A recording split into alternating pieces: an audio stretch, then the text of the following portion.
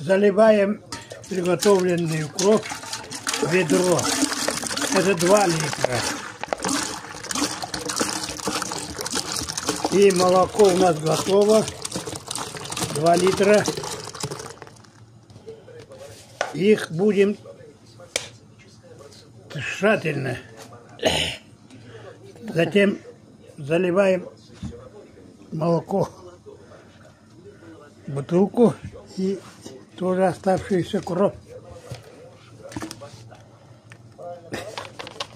От капли, но сливаем в ведро. Затем берем молоко, 1 литр, потом 2 литр, и 50 на 50 будет молоко с кровью. Ее тщательно перемешиваем и добавляем по вкусу немного соли и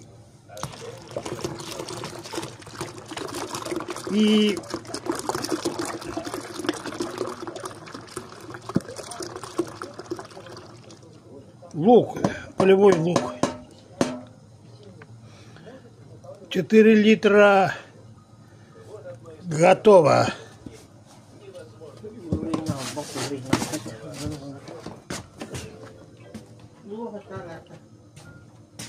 4 литра готово.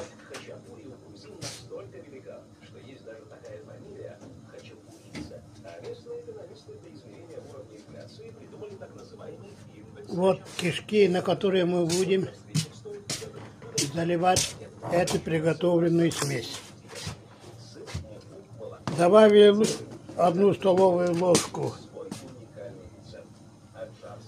соли. И сейчас добавим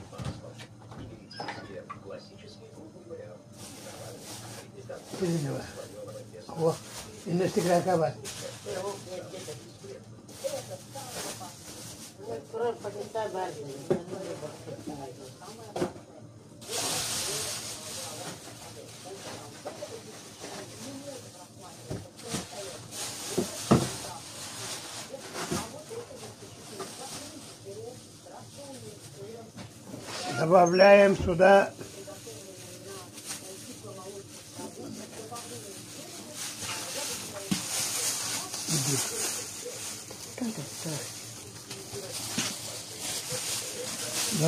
Добавляем сюда